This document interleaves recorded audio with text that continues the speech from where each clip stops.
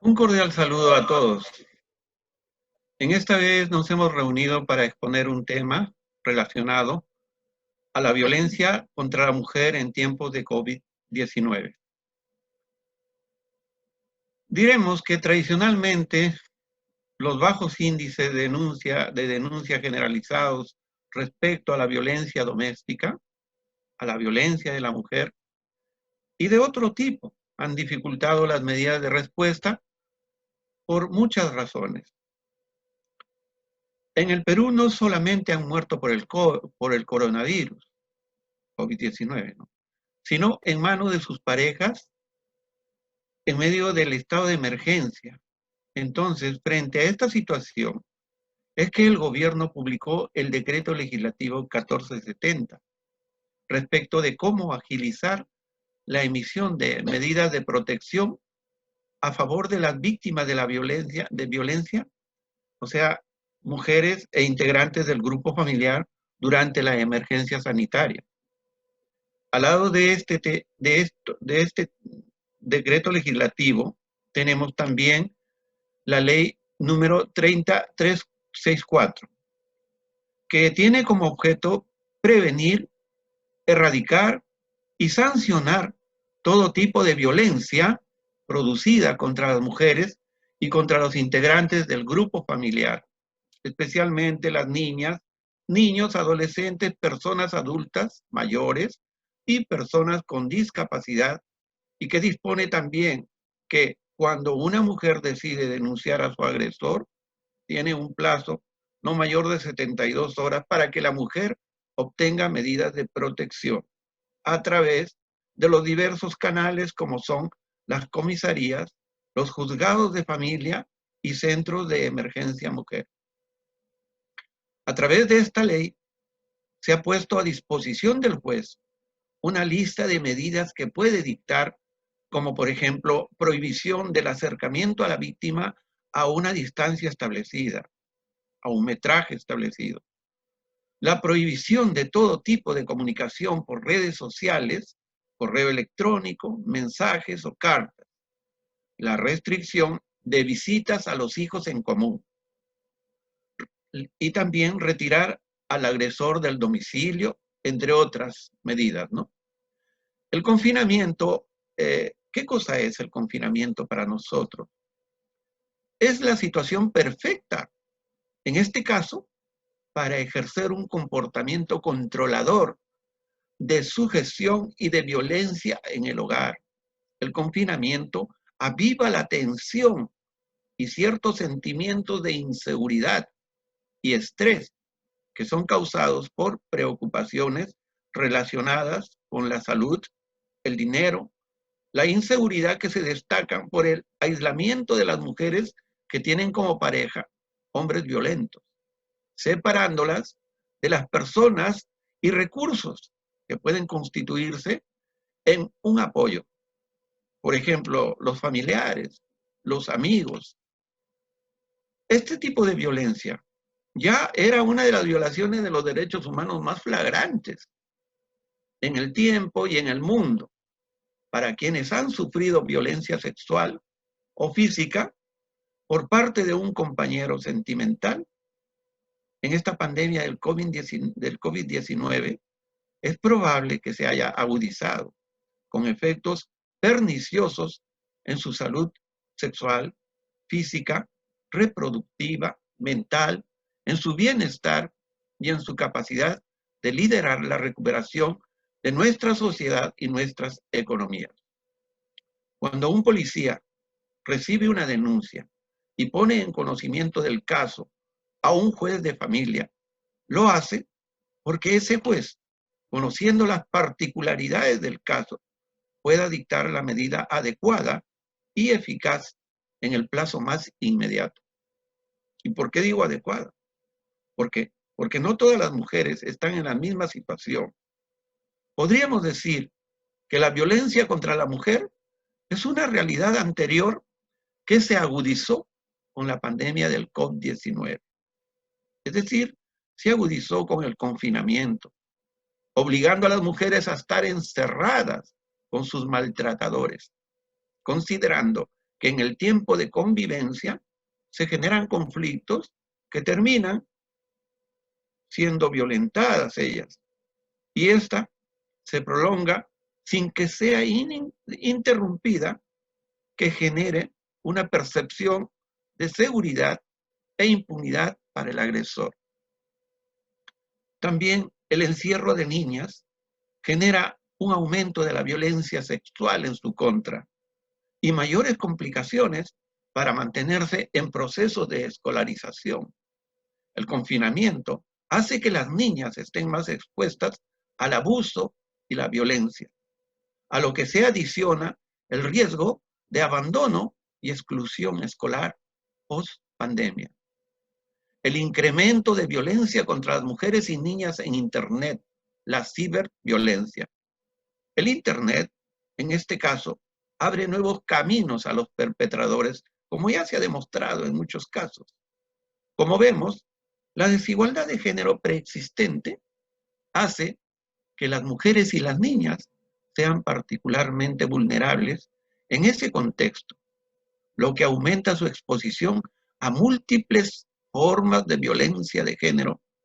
En el contexto de emergencia y aislamiento, aumenta particularmente el riesgo y el peligro de ser violentadas por parte de sus agresores.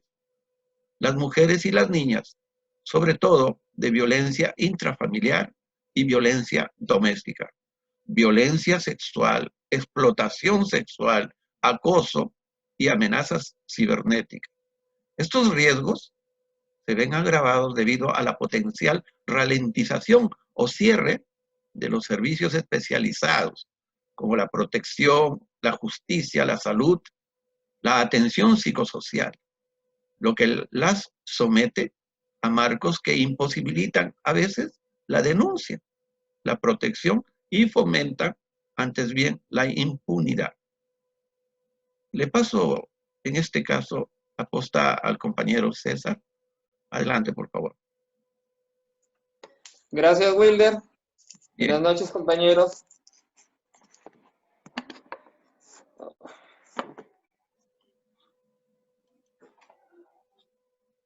Continuando con la charla, bueno, la violencia contra las mujeres en nuestro país es un tema del día a día como resultado de la desigualdad de género imperante en nuestra sociedad.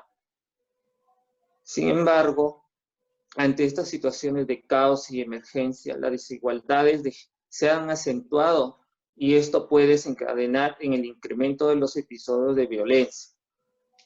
Ante la situación de emergencia que viven muchos países producto de la pandemia producida por el virus COVID-19, la violencia contra las mujeres no ha pasado desapercibida, presentándose un incremento en el pedido de auxilio de miles de mujeres alrededor del mundo. El Perú no es ajeno a esta realidad, dado que la violencia contra las mujeres es un problema que ha venido en incremento en los últimos años. Con la llegada del coronavirus, el gobierno estableció medidas de contención, ¿no?, para enfrentar. Y esto precisamente dentro del ámbito doméstico suceden estos tipos de violencia contra las mujeres, la mayoría de las veces dentro del mismo entorno familiar. Si bien nuestra casa es el lugar más seguro para evitar el contagio y la propagación del COVID-19, no lo es para las mujeres que conviven con un agresor o potencial agresor, ¿no? Como lo señala la ONU, mujeres en contexto de emergencia aumentan los riesgos de violencia contra las mujeres y niñas, especialmente por violencia doméstica. Nos encontramos entonces frente a una situación real de violencia que está ocurriendo y que requiere un abordaje específico dada su gravedad y forma de manifestarse. En estos momentos convergen diferentes factores como la incertidumbre por la salud pública, la ausencia de trabajo, aunado a las necesidades económicas, la presencia de hijos en el hogar, lo que genera la tensión en las personas. Estos factores se agravan si le sumamos la limitación del derecho a la libertad de tránsito y la inmovilización obligatoria dentro de los días que dispuso el gobierno, lo que se presta para que el agresor ejerza un mayor control sobre la víctima. ¿no?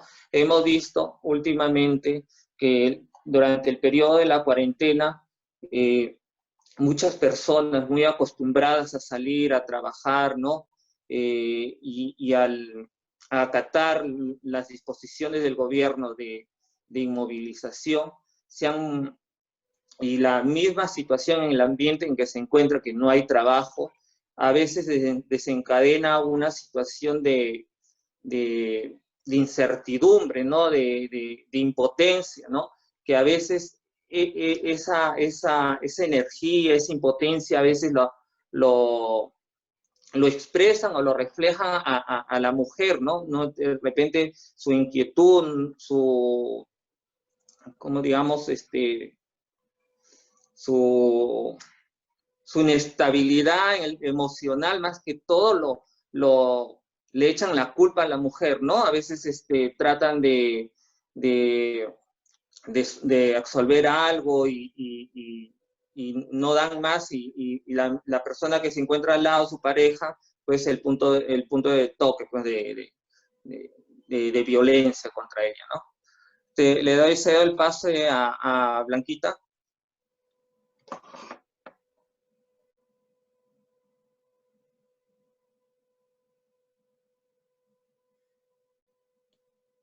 Gracias, César. Continuando con la charla, en tiempos de emergencia por el COVID, la violencia que sufren las mujeres y otras personas en estado de vulnerabilidad se agudiza, ¿no? Por lo tanto, el Estado debe proteger con servicios esenciales de atención. El aislamiento social no debe ocultarse, ¿no? O justificar ninguna forma de violencia física, psicológica, sexual o económica. Recomendar que en tiempos de emergencia no hay excusa para impedir que te comuniques de forma segura, ¿no? Con otras personas a través de llamadas, mensajerías o redes sociales. Muchas veces las mujeres tienen miedo de hacer todo eso, ¿no? Por su agresor.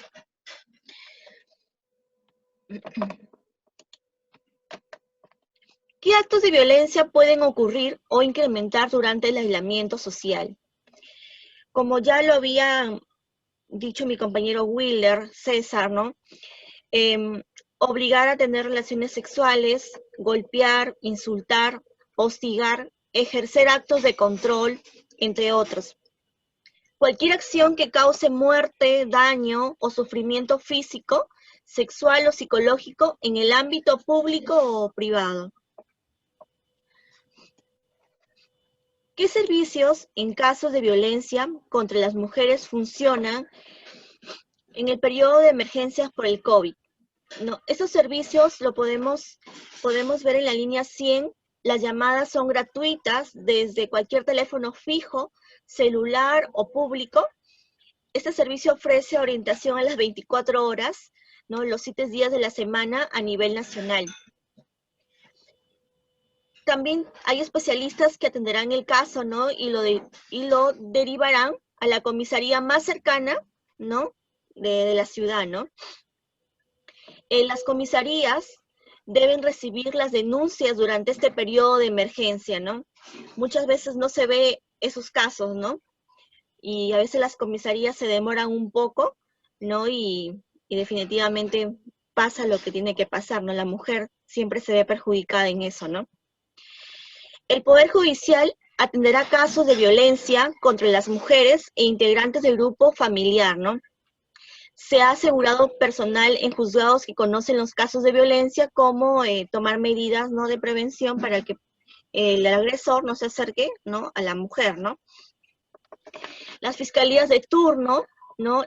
Penales y especializadas en violencia contra la mujer e integrantes del grupo familiar, que deben estar siempre operativas, ¿no? ¿Cómo prevenir la violencia contra las mujeres? La prevención debe comenzar en las primeras etapas de la vida, ¿no? Mediante la educación de los niños y niñas que promueven las relaciones de respeto, la igualdad de género, ¿no? verdaderamente la educación viene siempre desde el hogar, ¿no? Y si no hay esa educación desde el hogar, definitivamente los niños van a ir creciendo, ¿no? Con esa violencia, ¿no? O con la educación que no tuvieron de sus padres, ¿no? Al valorarse, ¿no? Entre ellos mismos y valorar a la mujer también, ¿no? El trabajo con jóvenes es la mejor opción para poder lograr un progreso rápido y sostenido en materia de prevención y erradicación de la violencia de género. Aunque las políticas públicas y las intervenciones suelen pasar por alto, esta etapa de la vida se trata de una época crucial durante la cual se forman los valores y normas relativas a la igualdad de género. Asimismo, significa conseguir que el hogar y los espacios públicos sean más seguros para las mujeres y niñas, procurar y su poder de decisión en el hogar y las relaciones, así como en la vida pública y la política.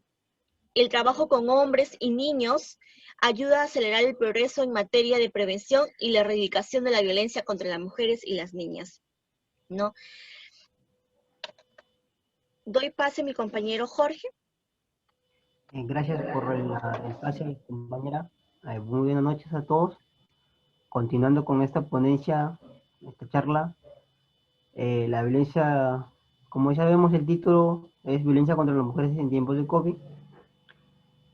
La violencia contra las mujeres y niñas en escenarios de crisis se profundiza más y con ello responde a que las estructuras de poder que se sostienen a la discriminación no sea erosionado, ¿no? A lo que lleva a una tragedia como en la que se está viviendo en general, causa temor, conflicto, inseguridad, desempleo y muertes, ¿no? Incrementa bastante el riesgo de poblaciones más vulnerables a la vez que distrae la atención estatal sobre esta problemática. Si bien es cierto, como evidencia la línea 100 del Ministerio de la Mujer y Población Vulnerable, durante el primer periodo de confinamiento, que a raíz de que inició la primera cuarentena, que fue a partir del 16 de marzo, a un periodo que se dio aproximado al 30 de junio, se registraron más de 67.000 llamadas por casos de violencia contra la mujer, mujeres, niñas y niños, ¿no? Justo eso conlleva a un porcentaje bastante incrementado a lo del año anterior, ¿no? También se registraron, ya. También se han reportado 585 violaciones sexuales, de las cuales el 72% de casos corresponde a niñas y adolescentes, ¿no? Quienes son mayormente las principales víctimas de estos crímenes, ¿no? Son personas más llamadas a la violencia. Con ello también se puede derribar el correlato de la violencia en el feminicidio, ¿no? Durante este estado de emergencia nacional se han registrado 28 asesinatos de mujeres por razones de género, ¿no? Y 32 casos de tentativa ante este mismo crimen, según una información de la Defensoría del Pueblo. Y un caso más revelante fue lo de la muerte de una niña, ¿no? Que fue violada a causa de un vecino. Esa misma, la misma Defensoría del Pueblo, también ha alertado también cierto incremento de mujeres desaparecidas, ¿no? Entre lo que es el mes de enero y junio, un promedio aproximado donde también se ha dado el lapso de los primeros confinamientos a causa de esta pandemia, en lo cual el promedio de reporte de desapariciones es de 2.457 mujeres que han desaparecido, ¿no? En realidad, no solo estamos viviendo en el Perú este caso, ¿no?, de diversos reportes que ponen en evidencia la violación de género, ¿no? También se ha incrementado en el contexto global lo que es del COVID-19. Por ello, instancias internacionales han alertado a los estados sobre la importancia de generar medidas específicas para dar una buena atención y protección, una buena protección eficaz al marco de esta pandemia y con ello la violación de género que es contra la mujer. Si bien es cierto, como ya había mencionado mi compañero anteriormente, se creó el decreto legislativo 1470 para la atención y protección de mujeres víctimas de violencia, que es a partir del 27 de abril, un mes y medio después del decreto de estado de emergencia nacional, se aprobó esta norma que redujo los plazos para emisión de medidas de protección y utilizar el medio de medidas virtuales para la entrega de evidencias a causa de violencia contra la mujer. Esto es enviar evidencias a través de fotos o videos a las páginas autorizadas, ¿no? Aunque esta norma ha sido valorada como una medida importante y positiva, ¿no? Pero lamentablemente lo que muestra, se viene registrando a partir de la atención de casos, es lo que los operadores de justicia, guiados por estereotipos y roles de género, no aplican muy adecuadamente en la función dada por esta normativa. Definitivamente el Perú es un país en donde la tolerancia a la violencia alcanza el 58.9%, ¿no? Y el 31.1% de personas que piensan, o sea, tienen la idea de que la mujer es la que provoca la violencia y la agresión hacia ellas, ¿no? Es algo erróneo, a mi parecer. Hay el 27.2% consideran que se debe castigar a una mujer si le falta respeto a su pareja, y el 52.7% piensa que antes de sus propios sueños las mujeres deben cumplir con el rol de esposa y madre. En todo caso, la mujer ama de casa, ¿no? Sorprende bastante que siga intentando culpar a las mujeres, que ellas sean las culpables de la violencia o el acoso o las violaciones, ¿no? Eso sería todo por mi parte. Espero haya sido de su agrado esta ponencia, esta charla. Gracias. Bien, Gracias. quedaría pues agregar que en realidad la violencia contra las mujeres no es una realidad de ahora, es una realidad de antes de la pandemia, que se ha intensificado con la llegada del COVID. La pandemia se ha evidenciado como nunca, y como nunca se han evidenciado las diferencias desde un enfoque de género inclusive. Los impactos sanitarios, los impactos económicos, sociales, para hombres y mujeres son diferentes, debido a que hay todavía brechas existentes entre hombre y mujer. Las soluciones que se propongan también deberán ser diferenciadas, ¿no? Evitando fórmulas generalizadas que no profundicen más las brechas, sobre todo si sumamos todos estos factores a otros factores de vulnerabilidad. Y a la luz de todo lo expuesto, el acceso a la justicia para las mujeres que padecen violencia basada en género también debe ser abordado de manera especial, creo yo. Gracias. Claro, Wilder, tienes toda la razón, ¿no? Pero aquí también los gobiernos deben comprometerse, ¿no? En reducir toda esta violencia contra la mujer, ¿no? Buscar programas, ¿no? De educación, ¿no? Creo yo que este es un tema muy importante y es un problema realmente de salud pública que se debe prevenir ya, ¿no? Porque definitivamente esto se ve día a día, todos los días, ¿no? Y no hay ninguna solución, ¿no? A este problema, ¿no? Que debería para mí ser una prioridad, ¿no? En erradicar estas cosas, ¿no? En conclusión, en tiempo de crisis, el Estado debería, ¿no?, de tener o seguir continuando teniendo una prioridad, ¿no?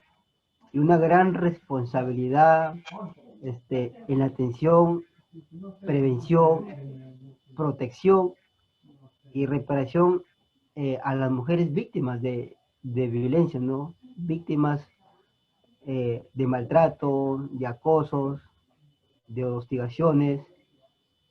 El Estado debería tener una gran prioridad también, ¿no? A raíz de una crisis, ¿no? Poder no descuidarse de ese ámbito. Es verdad, Jorge, compañero, agregar, el gobierno tiene bastante implicancia en este tipo de temas, ¿no? Debe de incentivar, incrementar programas, ¿no? Más que todo para proteger a las mujeres que han sido violentadas, a las niñas, ¿no? Y adicionalmente a eso, la policía, ¿no? Tienen que estar atento ante cualquier denuncia de la misma mujer, ¿no? De alguna agresión que cometan, ¿no? Y tratar de resguardar su seguridad a ella y a las niñas, ¿no? Y niños, pues también, ¿no? Que generalmente muchos se da casos de violencia doméstica, ¿no? Padrastros, parejas, ¿no? Entonces, yo creo que tiene mucha, digamos, responsabilidad el gobierno. El gobierno tiene que implementar, proponer normas, leyes, ¿no? Proteger a esta parte de población que son más vulnerables, ¿no? Más sensibles, ¿no? Los niños, las niñas, las mujeres, ¿no? Muy bien. Claro. Muchas gracias, compañeros. Bien. Gracias por aportar en ese tema tan bonito, ¿no? Y interesante realmente, ¿no?